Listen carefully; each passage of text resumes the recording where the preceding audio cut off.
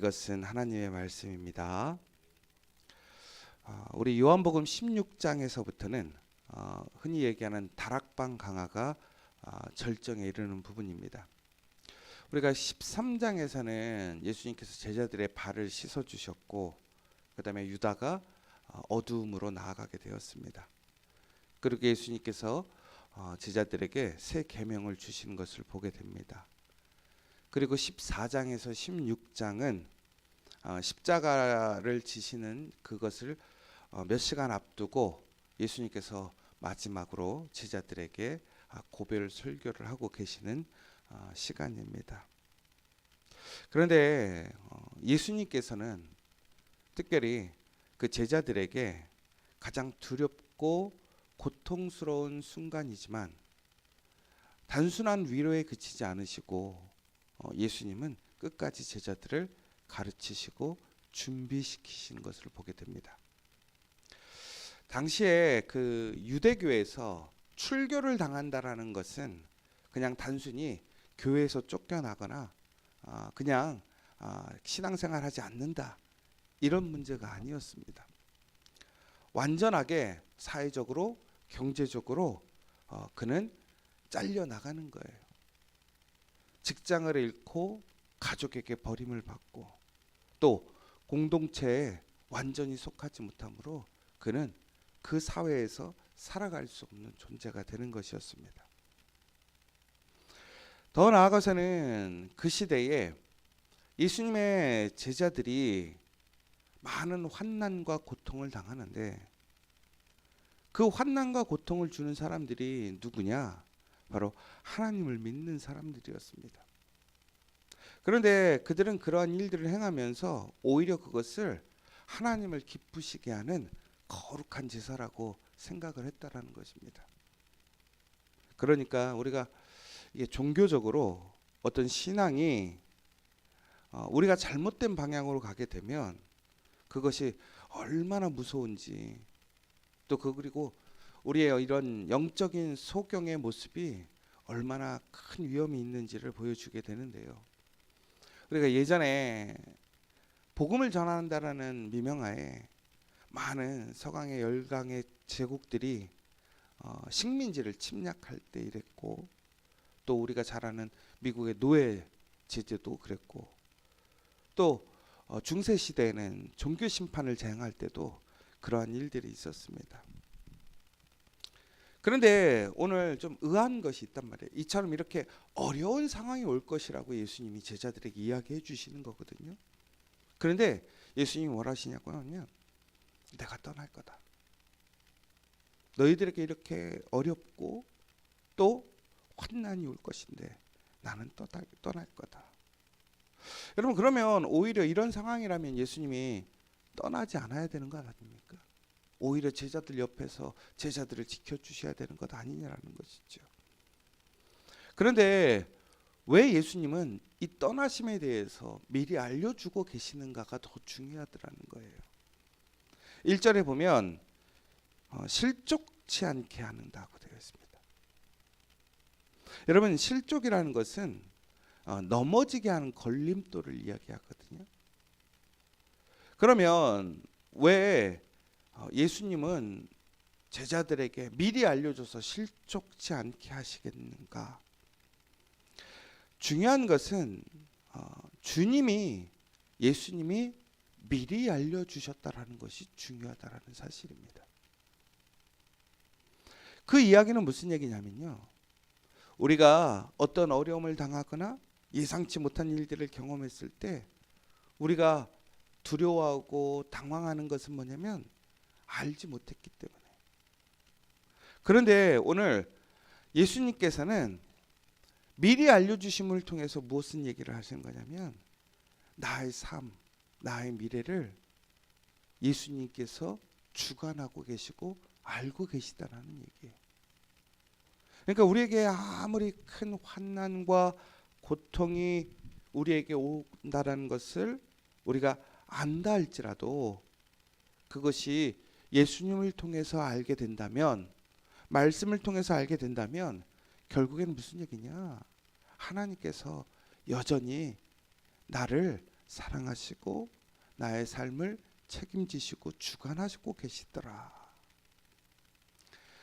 그러니까 우리에게 환난과 고통이 와도 그것을 미리 알고 있다면 하나님께서 나를 버리신 것이 아니라 주님이 나와 함께하고 계시더라. 내가 실패하는 거, 내가 고난받는 것에서 끝나는 것이 아니라 내가 하나님의 뜻 안에 있는 것이다. 이러한 이야기가 된다라는 거예요. 그러니까 고난의 내용이 바뀌는 것이 아니라 고난을 보는 눈이 달라지게 되더라는 것입니다. 그래서 오늘 이 본문의 내용을 가지고 오늘 우리가 좀 세 가지 정도를 좀 보려고 하는데요. 첫 번째는 제자들이 근심하게 되는데 그 근심의 문제는 과연 무엇이었는가? 그리고 왜 예수님의 떠나심이 유익이 되는가? 그리고 마지막으로 성령께서 오셔서 우리에게 새롭게 정의해 주시고 알려주는 것이 왜 우리에게 유익이 되는가? 오늘 예수님은 이렇게 말씀하셨거든요. 내가 나를 보내신 이에게로 간다. 여러분, 이 이야기가 엄청 놀라운 얘기예요. 예수님께서 그냥 사라지는 게 아니에요. 우리처럼 그냥 죽고 끝나는 게 아니란 말이에요. 예수님을 보내신 하나님 아버지께로 돌아가시더라는 거예요. 여러분, 과연 그것이 무슨 의미일 것인가?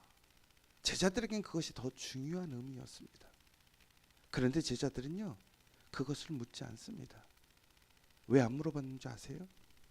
마음에 근심이 가득했어요. 그들이 걱정이 되는 거예요. 아니, 이런 어려움들이 온다고 하는데 예수님이 떠나시겠다고 하는 거예요. 그러니까 주님이 없으면 우리가 어떡하냐는 거예요. 주님 없이 우리가 어떻게 살아갈 수 있습니까? 이게 아주 경건한 신앙의 고백 같거든요. 그렇지 않아요? 저는 주님 없으면 안 됩니다. 그런데 이게 진짜 질문이 뭐냐면요. 주님 왜 가십니까? 내 옆에 있지, 내 옆에서 떠나지 말지 왜 떠나십니까? 주님이 옆에 없으면 나는 큰일 나요. 나는 손해나요. 그러니까 오늘 이 제자들의 그 질문의 방향이나 생각의 방향은요, 예수님이 이 땅에 오신 목적이 무엇인가에 대한 그 방향이 아니라 내가 예수님을 통해서 예수님이 없을 때 잃어버릴 게 뭔가, 이것으로 향하고 있더라는 거예요. 여러분, 우리가요 불안하고 두렵고 나의 어떤 손해가 오기 시작하면요, 귀는 듣는데요 하나님의 말씀을 분별하지 못할 때가 많아요. 말은 듣는데 하나님의 계획을 보지 못할 때가 너무나 많아요. 여러분, 하나님 말씀을 듣는데 하나님의 말씀이 보이지 않는 거예요. 약속이 보이지 않는 거예요. 제자들의 문제는요, 예수님을 사랑하지 않았다? 아니에요. 예수님 사랑하고 있어요. 그래서 슬픈 거예요. 두려운 거예요. 그런데 문제가 뭔지 아십니까? 그 슬픔이, 두려움이 하나님의 뜻을 보는 눈을 가려버렸더라는 거예요. 여러분, 나의 사랑이, 나의 의로움이, 나의 슬픔과 고통이 하나님의 뜻을 가릴 때가 있어요. 이때 우리가 해야 할 일이 있어요. 뭐냐면 하나님의 뜻이 무엇입니까? 우리는 하나님을 사랑하니까, 교회를 사랑하니까 우리는 걱정하고 근심하고 생각해요. 그런데 그때 나의 걱정, 나의 생각 혹은 나의 의로움이 하나님의 뜻을 가릴 때가 있어요. 해석하지 못하게 할 때가 있더라는 거예요. 그러므로 우리 앞에 펼쳐지는 일들, 하나님의 말씀, 하나님의 행하시는 일들이 내 마음에 만족스럽지 못하고 오히려 내가 원하는 것처럼 되지 못하고 나에게 고통과 시험이 온다 할지라도 우리는 그것을 어떻게 해야 되느냐? 하나님의 뜻이 무엇일까를 분별할 지혜가 있어야 한다는 거예요. 그 마음이 있어야 한다는 거예요. 제자들이 특별히 걱정했던 것이 있었어요. 그게 뭐냐면 예수님과 떨어짐으로 인해서 그들은 이제 예수님의 능력에서 떨어진다라고 생각을 했던 것입니다. 여러분, 다시 얘기하자면 그들은 육체적으로 인간적인 거리가 가까워야지만 예수님의 영향 아래에 있을 수 있다. 예수님의 은혜에 있을 수 있다라고 생각을 했다라는 거예요. 여러분 생각해 보세요. 풍랑이 일어났을 때 그들이 예수님이 옆에 있었기 때문에 어떻게 됐어요? 풍랑을 이겨냈단 말이에요. 누군가가 죽었을 때 예수님이 옆에 있으니까 어떻게 됐어요? 그가 살아났어요. 그런데 그런 예수님이 제자들의 곁을 떠나시는 거예요. 그들의 옆에서 떠나시는 거예요. 그들과 멀어지는 거예요. 그럼 무슨 얘기예요? 이제 예수님과 멀어졌으니까 나는 예수님의 은혜를 입지 못하겠다. 예수님의 능력에 그 영향 아래에서 멀어지겠다. 그런데 예수님이 뭐라고 그러셔요? 오늘 예수님은요, 내가 떠나는 것이 너희들에게 유익이 있다라고 얘기를 해요. 이건 다시 얘기하자면 내가 너희들과 멀어지는 것이 유익이 있다. 여러분 예전에 이런 말들이 있었어요. 사랑하니까 떠난다. 여러분 그런데 이 사랑하니까 떠난다가 좋은 의도로 쓰이는 말이에요? 나쁜 의도로 쓰이는 거예요? 나쁜 의도로 쓰잖아요. 뭐냐면 내가 책임져야 될 거, 아니면 내가 너무 힘들어서 떠나고 싶을 때 야, 사랑해서 떠나는 거야. 우리도 그럴 때 있잖아요. 사랑하니까 떠난다고. 그런데 예수님은요, 사랑해서 떠나시는데 우리가 얘기하는 그런 회피나 자신의 유익을 위해서 떠나는 것이 아니란 말이에요. 예수님의 떠나심은 단순한 부재가 아니라는 거예요.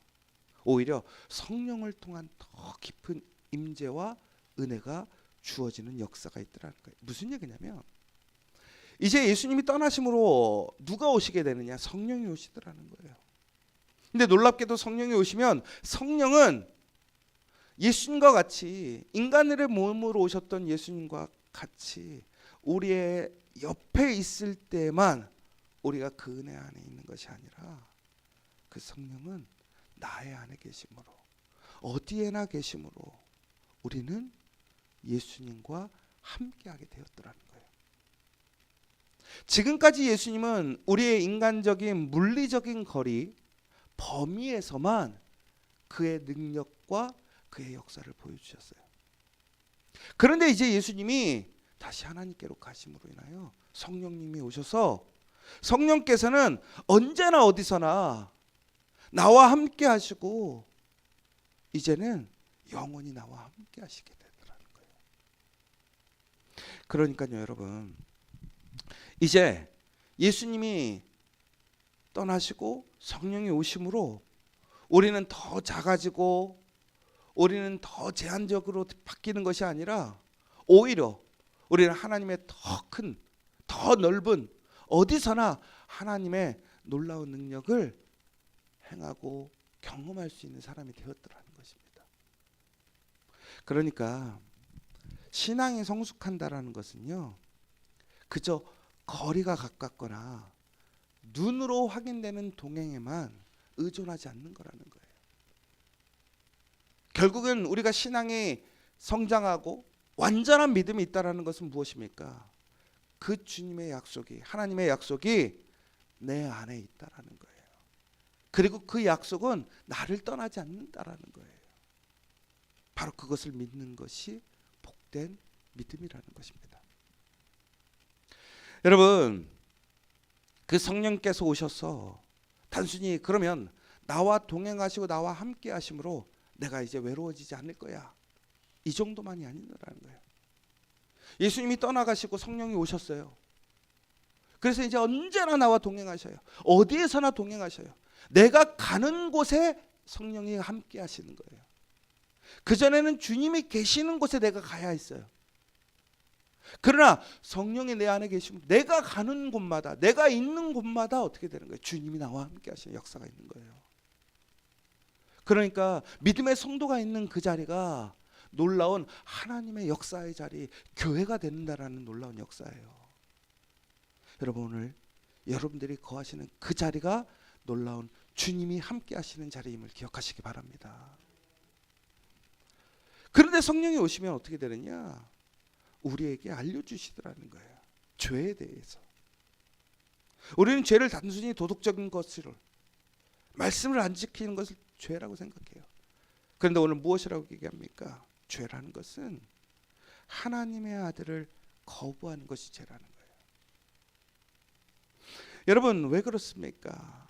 우리의 죄를 해결하실 수 있는 분은 예수님밖에 없기 때문에. 그런데 성령께서는 그것을 알게 하시고 깨닫게 하시더라는 거예요. 더 나아가 의에 대해서 얘기해 준대요. 참된 의라는 것은 인간이 쌓아 올리는 도덕적인 업적이 아니라는 거예요. 바로 하나님께서 그리스도 안에서 확정하신 의라는 거예요. 무슨 얘기냐면 이것은 내가 나의 의로움을 통해서 구원을 얻는 것이 아니라 오직 예수님께서 나를 살리셨다라는 것을 고백하고 하는 것이라는 거예요. 마지막으로는 심판에 대해서라는 거예요. 성령께서는 오늘 우리가 죄로 인하여 사탄이 승리하고 우리가 사망에 짓는다 아니라는 거예요. 사탄이 붙들고 있던 그 정죄가, 그 죽음이 예수님을 통해서 어떻게 무너져 버렸다라는 거예요. 결국은 무슨 얘기예요? 우리가 세상에 진 것이 아니라 성령께서는 우리가 세상을 이겼음을, 예수를 통해서, 예수와 언제나 함께함을 통해서 우리가 그 보혈의 능력에 있음을 성령께서 알려주시더라는 것입니다. 그러니까요, 성령이 오셨다라는 것은 단순히 우리에게 지식을 주고 정보를 주는 것이 아니라 우리를 어떻게 하시는 거예요? 모든 진리 가운데로 인도해 주시더라는 거예요. 예수님이 떠나심으로 인하여 성령이 오셔서. 그런데 이런 얘기가 있어요. 내가 아직도 이를 것이 많으나 지금은 너희가 감당하지 못하리라. 맞아요. 우리는 예수님께서 가르쳐 주시는 모든 것을 다 알 수가 없어요. 우리는 미약해요. 야, 너희들은 지금 그런 이해할 수준이 안 돼. 너네들은 아직 미약해. 이런 얘기를 하려시는 게 아니에요. 여기서 더 중요한 포인트가 하나 있더라는 게, 그게 뭐냐면 우리는 이처럼 미약하고 이해하지 못하지만 주님께서 약속해 주셨더라는 거예요. 그럼 그것이 무슨 얘기예요? 그 약속을 통해서 우리는 어떻게 해요? 그 모든 것을 알게 되게 될 것이라는 거예요.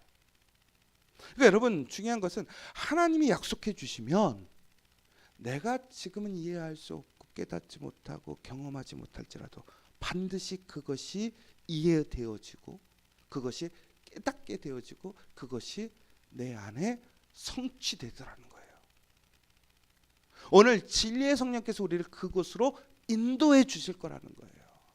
그러므로 오늘 성령께서 여러분들을 이끌어 가실 때에 의심하거나 거부하거나 두려워하지 마시고 담대하게 말씀을 따라 성령의 인도하심을 따라 나아가는 우리 믿음의 성도들 되시길 간절히 축원합니다. 그러면 반드시 하나님의 놀라운 약속을 체험하게 될 것입니다. 오늘 제자들은요, 예수님의 떠나심을 잃어버림으로 생각했어요. 상실로만 봤다라는 거예요. 그런데 오늘 예수님은 우리에게 더 큰 유익에 대해서 얘기하고 계십니다. 내가 떠나는 것은 실패가 아니다. 내가 떠나는 것은 끝이 아니다. 내가 떠나는 것은 너희를 버리는 것이 아니다 라고 얘기하고 계시더라는 거예요. 오히려 이것이 너희에게 유익이다. 바로 그 주님의 떠나심을 통해서 오늘 그 십자가가 완성되는 거예요.